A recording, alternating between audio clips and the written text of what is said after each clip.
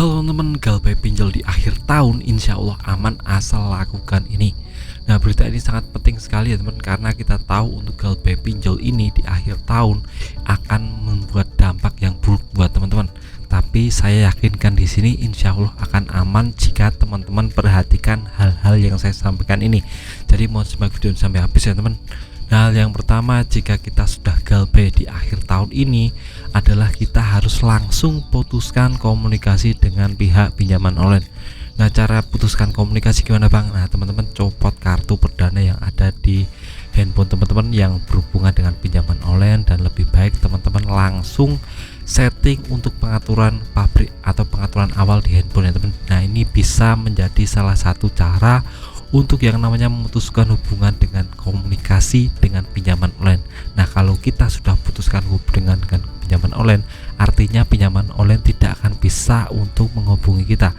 Tidak akan ada lagi penagihan WA atau telepon, tidak akan ada lagi penyadapan kontak HP, tidak akan ada lagi yang namanya penyadapan untuk lokasi, dan ini akan menjadi sangat penting sekali, bisa mengamankan teman-teman dari yang namanya pinjaman online yang makin hari ke hari makin nakal, makin agresif, makin intimidatif. Kalau teman-teman tidak lakukan ini, maka akan langsung ditelepon, di WA, diteror terus menerus. Dan banyak teman-teman saya yang sudah stres menghadapi ini, karena biasanya satu hari itu bisa di WA sampai 5 sampai 10 kali ya teman. Itu berisi nada ancaman dan nomornya juga ganti-ganti.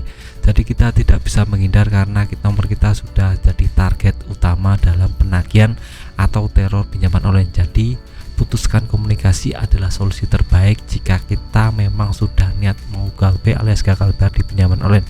Nah, ini bisa menjadi titik balik ya teman. Kalau teman-teman sudah yang namanya galbay langsung putuskan komunikasi, itu fokusnya tidak ke pinjaman online, tapi fokusnya kepada mengembangkan diri teman, mengembangkan bakat teman-teman, mengembangkan yang namanya cari income tambahan. Nah, ini sangat penting sekali, karena kalau kita galbay itu artinya kita tidak punya uang untuk membayar, dan solusi yang paling baik adalah kita meningkatkan value kita, meningkatkan income per bulan kita. Nah, itu bisa menjadi fokus kita ke depan.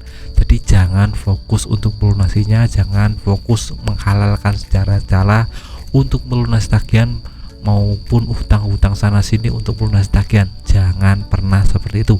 Kalau teman-teman seperti itu akan membuat teman-teman semakin dalam terjerumus. Jadi lebih baik fokus untuk menaikkan income teman-teman per bulan, itu bisa menjadi solusi yang baik ke depan.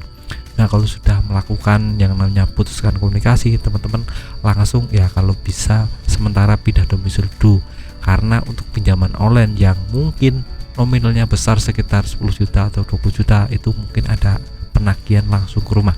Dan biasanya ini acuannya di pas kita pendaftaran kan kita mencantumkan domisili. Nah, itu menjadi acuan dari pihak developer untuk menagih.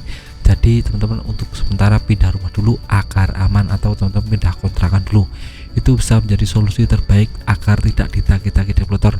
Nah, developer itu menagih paling cuma 1 bulan 2 bulan teman, selebihnya tidak akan menagih-nagih lagi, karena ya malas menagih orang yang tidak ada di rumah. Lebih baik mereka fokus kepada orang yang komunikatif, orang yang dapat diajak kerjasama atau diajak berunding atau diintimidasi atau lemah mentalnya. Jadi teman-teman tidak boleh jadi bagian dari itu.